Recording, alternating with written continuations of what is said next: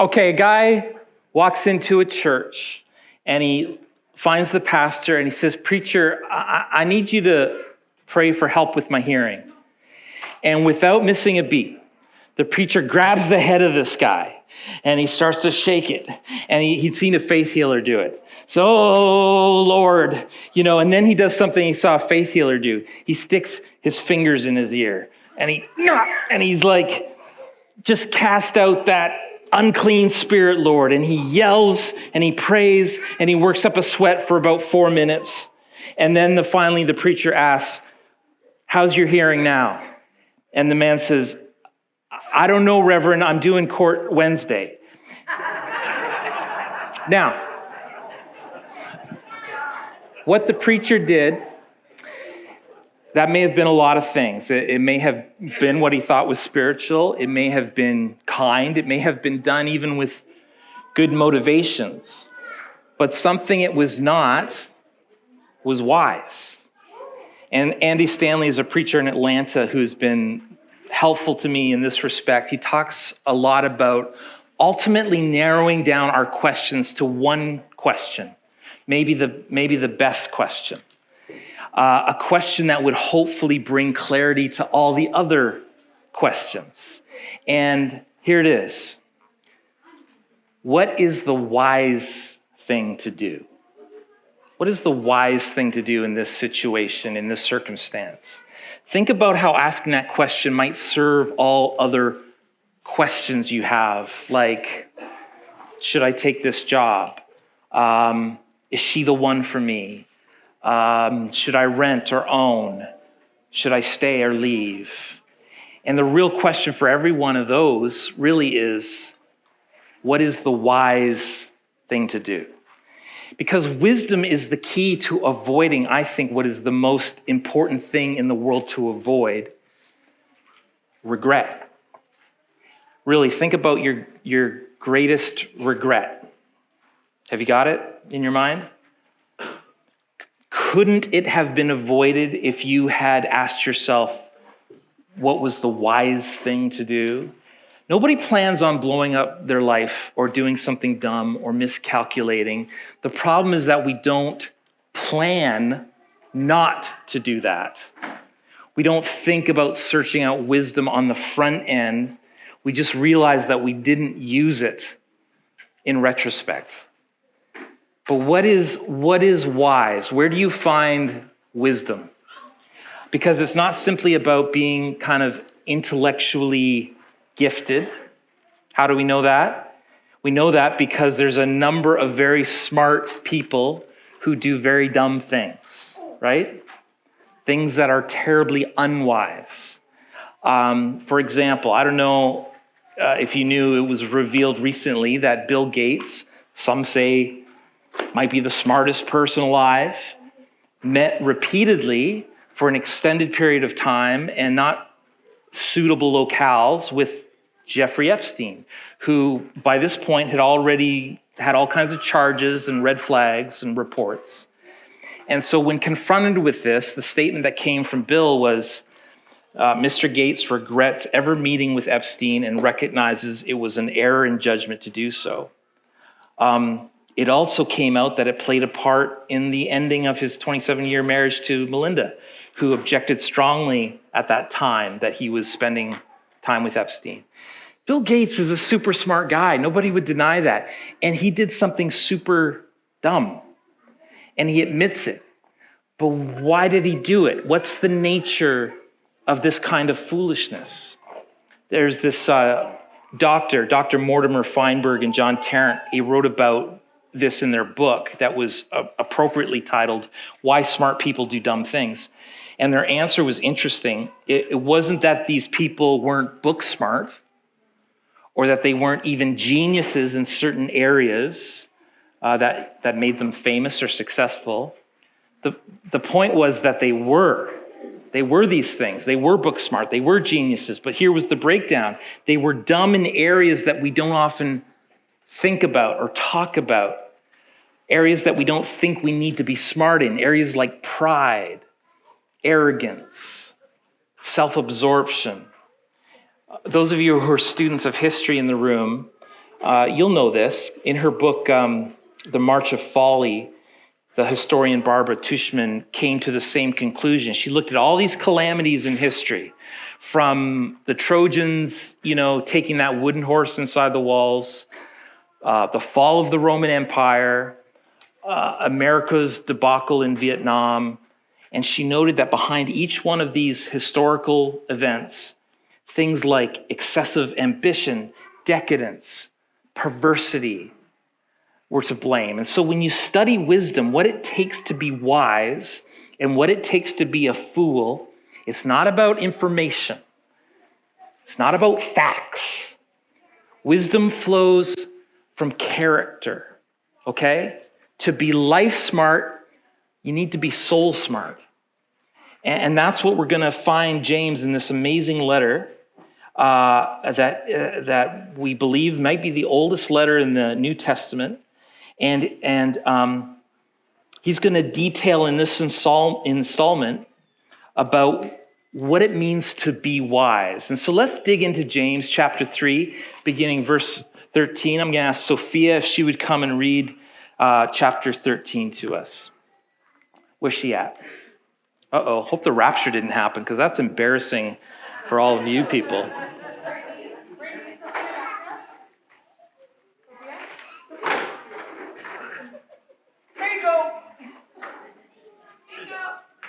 Hey, really already? Checkity check. Check, here we go. Okay. Who is wise and understanding among you? Let him show it by his good life, by good deeds done in the humility that comes from wisdom. Very good.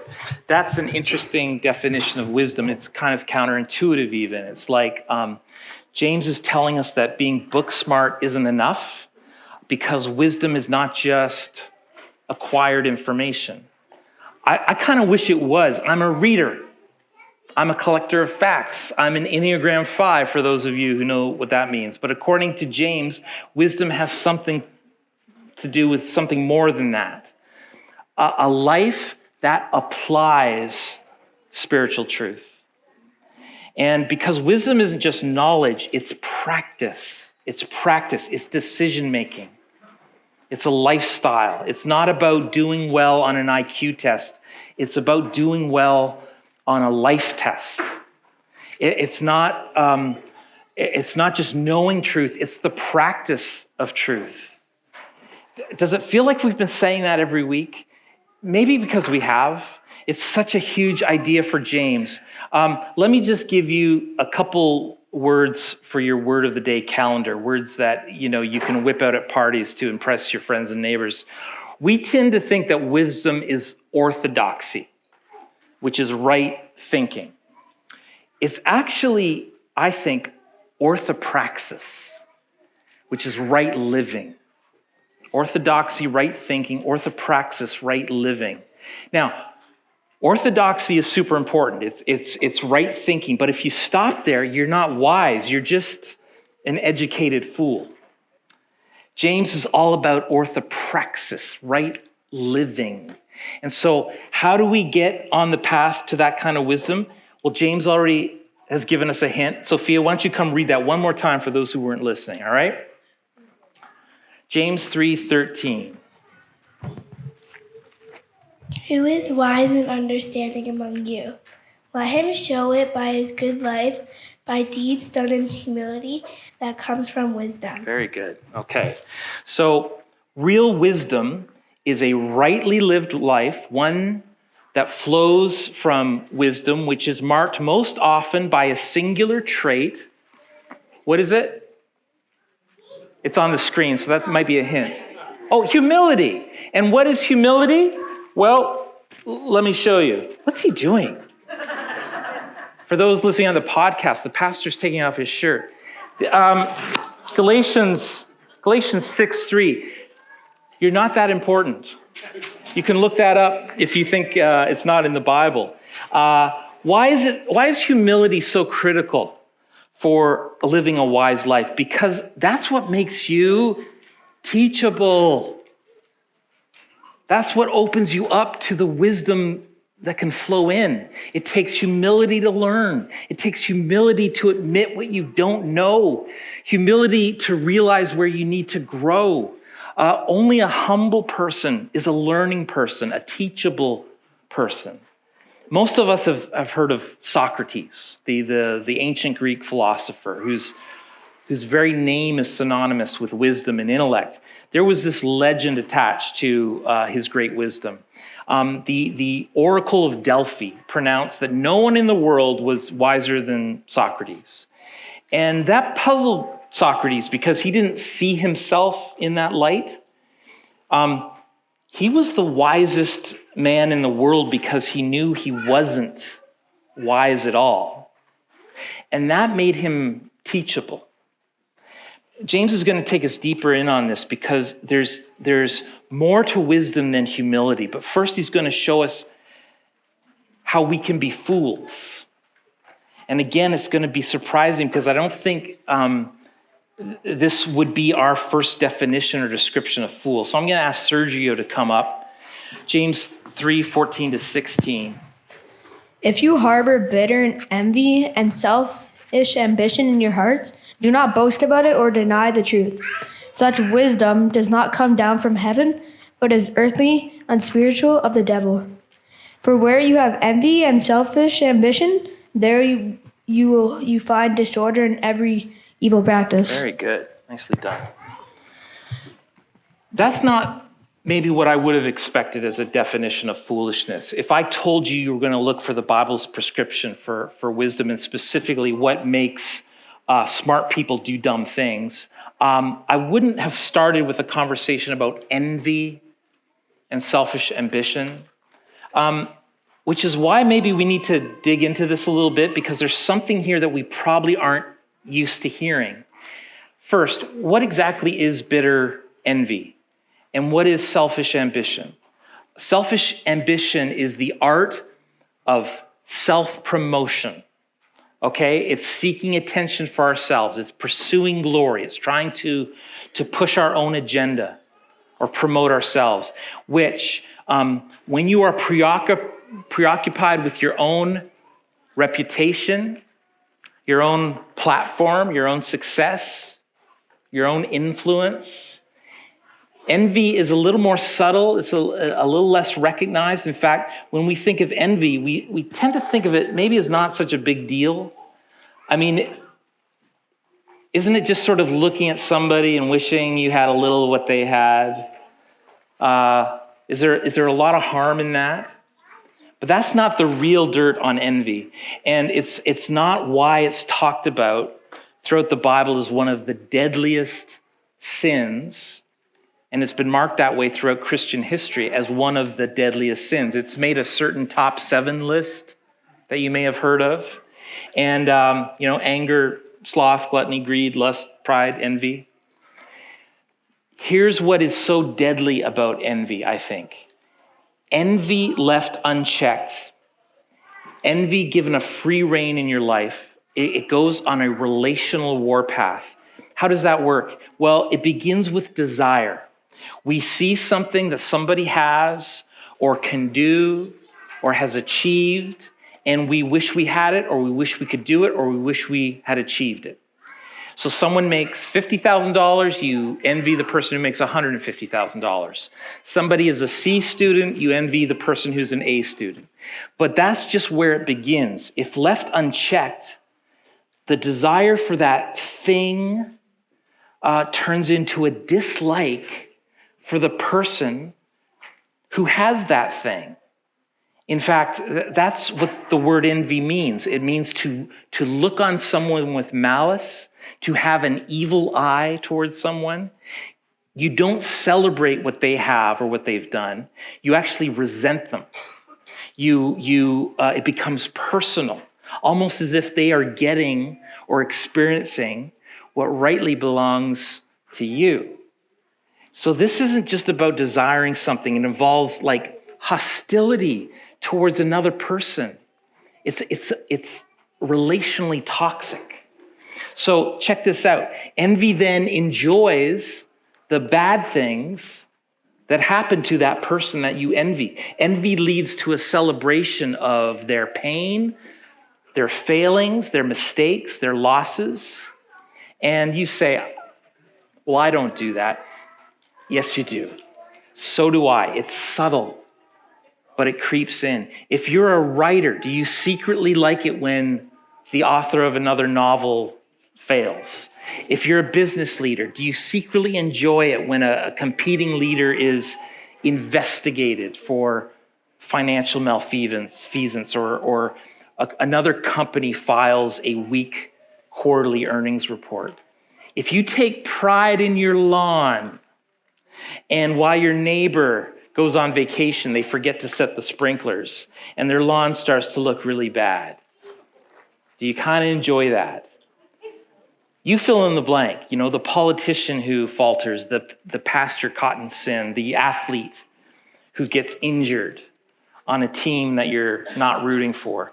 Envy leads to celebration of those things, even if it's just a private little smirk.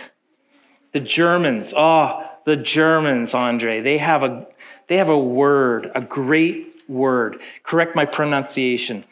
Schadenfreude. Schadenfreude. One more time. Schadenfreude. And I'm not making fun.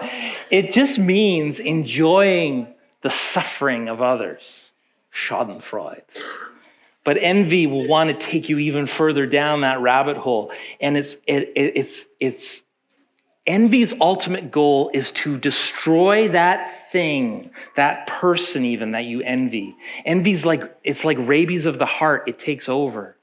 There's this old Jewish legend about a store owner who's visited by an angel. This is just a legend. The angel offers the man a wish that would give him anything he desired, but there's a catch. His rival, whom he envied intensely, would receive double of whatever was granted to him. You want 3 more wishes? He's getting 6. You want $1 million? He's getting $2 million. And without hesitation, the envious man wished to be blind in one eye. That's dark. That's dark. Envy will not stop until that which is desired is either possessed or destroyed. Now, let's remember what James is wanting us to see. He's wanting us to connect the dots here, the dots between envy and foolishness and a life of wisdom. So how does envy create a fool and tear away at wisdom? Beyond even the relational insanity, you know what else is so fundamentally foolish about it? Well, let's see if we can trace this back. First, when you envy, you are kept from looking at yourself the way you should. When you fixate on someone else, it keeps you from looking at yourself, doesn't it? I'm sure you've heard that phrase, the grass is always green on the other side of the fence. Well, really, maybe instead of looking at the grass on the other side of the fence, you should just water your own. When all you do is look at others in envy, focusing on what they have compared to what you don't, you never do what it takes to become what you were meant to be. And second, when you give in to envy, it keeps you from looking at others the way you should. Let's say someone has achieved a particular position that you would like to achieve in your field of expertise. Envy simply desires it, resents it, and the person who achieved it, and if left unchecked, it'll seek to undermine that person and their achievement. It takes you on a journey of desire and resentment and eventually destruction. But that doesn't actually do anything towards helping you, does it? It doesn't bring one bit of change or happiness or success to your life. What you should be doing is looking at them and their achievement and try to learn from them in admiration and humility. Remember, it's humility that makes you teachable.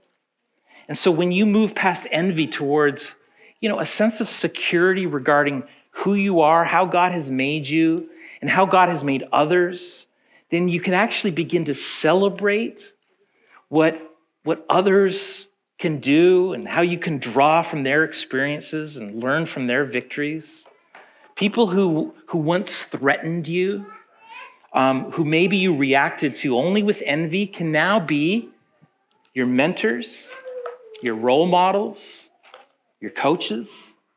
Envy will not only keep you from looking at what needs attention in your life, it'll keep you from learning from others about how to take bigger hills, have bigger victories. It will eventually destroy whatever life you now have.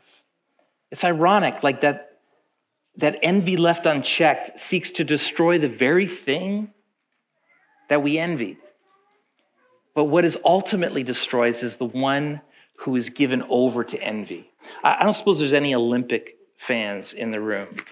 All right, one, good. It gets complicated lately with geopolitical concerns and doping and fairness and all that. And I'm told the first Olympics was held in 776 BC. This is like 800 years before Christ. And like today, they were held like every 4 years. And it ran like that, interrupted for like over 1,000 years. The last of those Olympic games, those ancient games, were in 393, and they ended because of flooding and fires and earthquakes and invasions by the barbarians. And then the Olympics returned, the modern Olympics as we know it, in 1896. Well, there's a story from those ancient games in Greece about this prized athlete who was so good that his fellow citizens erected a statue in his honor. But there was this bitter rival who was consumed with envy. And he went out each night he tried to destroy this statue by pushing it over. And it was heavy and he couldn't do it. So he'd go out every night and try and push over this statue of his rival. And wouldn't you know, one day he was successful. Except that when it fell over, it fell on him and it crushed him to death. And that's an appropriate picture of envy, isn't it? It's the irony of envy, that it puts all our energy into tearing down another person's accomplishments instead of achieving something for ourselves, and it ends up destroying us in the process. Noah, help me out here. Now, you may have to back up, Roy, because I'm going to do a little illustration here. You know that story about the statue crushing? I'm going to try and pull Noah up here, and he's going to try and pull me down here. And I'm not going to fake it. I'm not going to, give him play with kid gloves. Okay, Noah, how much do you weigh? 60-something. 65 pounds. Okay, I weigh a little bit more than that. Okay, you try and pull me. What? Okay, all right. I'm going to pull you up here. Okay. Hold on.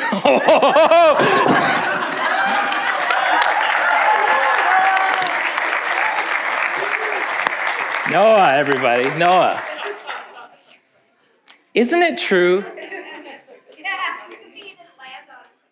I know. I have insurance for that. Isn't it true that it's just way easier to pull somebody down than try to raise them up? Isn't that true? It's just the law of emotional, relational, sinful gravity. It's so much, I'm out of breath, so much easier to pull somebody down than to lift them up. It takes 10 times the work to pull somebody up, but it's worth it. It's worth it. When you're tempted to pull somebody down this week, will you do the harder work of maybe a more fulfilling work of pulling somebody up, lifting them up? So with that in mind, what it means to be foolish, James then gives a snapshot of what God's wisdom looks like. It's the opposite of selfish ambition. It's the opposite of bitter jealousy and envy. I'm going to have Noah with his, you have breath for this? Yeah, me too. It's the last verse, James 3:17. Yeah. But the wisdom that comes from heaven is first of all pure, then peace-loving, considerate, submissive, full of mercy, good fruit, impartial and sincere. Nicely done. So James lists 8 things here that we could build an entire series on, but let's just quickly go through them. First, wisdom is pure. Say pure. Pure. Which means you aren't thinking about yourself. You're free of self-seeking, self-promotion, or position. You're free from ulterior motives. You're uncompromising in attitude, in spirit. Second, he says wisdom is peace-loving. Say peace-loving. Which means it is non-divisive. It's non-competitive. The goal is not friction, but peace. Do you know folks who just seem to bring chaos into the room? They seem to bring division wherever they go. They're likely not wise. And third, he says, wisdom is considerate. Say considerate. It thinks of others. It's empathetic. It's a good translation would be that wisdom is gentle or patient in the sense of not being concerned with your rights, your needs, your desires. One translator called it sweet reasonableness. I like that. Fourth, wisdom is submissive. Say submissive. Wisdom is willing to yield to others, first and foremost to God, but also willing to yield to others. In other words, wisdom isn't power hungry. Fifth, wisdom is full of mercy. Say mercy. Mercy is caring about others who are going through difficult times. But more specifically, mercy is about what you demonstrate towards someone in a position of vulnerability when you have the power. That's a key test of character, isn't it? How do you treat someone when they are subject to you and you have more power? Mercy is where you have a position of power where you could take revenge, you could take advantage, you could punish or shame, but you don't. 6, wisdom is full of good fruit. Say good fruit. Meaning a life that is just notorious for loving deeds and good acts. There's not a trail of relations left behind you, but there's actually a trail of testimonies who are singing your praise. 7th, wisdom is impartial. Say impartial. It's no respecter of persons. It isn't into favoritism, as Rocky preached a few weeks ago. It's not judgmental. It doesn't rank people in terms of their worth or value. It's devoid of prejudice. Finally, wisdom is sincere. Say sincere. It's authentic. It's real. It's not phony baloney. It's not hypocritical. It's not two-faced. That's the anti-selfish ambition, anti-envy, anti-fool life of wisdom. And to sum it all up, James puts in this final word: peacemakers who sow in peace raise a harvest of righteousness. In other words, that kind of wise living will be surrounded with peace. Not the ambition that divides, not the envy, but peace, both in public and in private. The opposite of which is chaos and suffering that comes with foolishness, ultimately regret. So as you face all kinds of choices this week, choices every day, all kinds of dilemmas, relational landmines, maybe you would even ask yourself, what is the wise thing to do right now? And what is the wise thing to do? Well, now you know. Now you know. Let me pray for you. Jesus, you said if we don't have wisdom, all we need to do is ask. Just ask for it. And the giver of good gifts will gladly, generously give wisdom to us. The good Father who won't give us a stone, who won't give us a lump of coal, but will actually instead give us that most precious gift of all, wisdom that comes from God. So Lord, we look to you this morning. We look to you and you only. We know that our help comes from you. Give us vision. Give us wisdom, our strength, our shield, our rock. We look to you, God. Amen. Amen.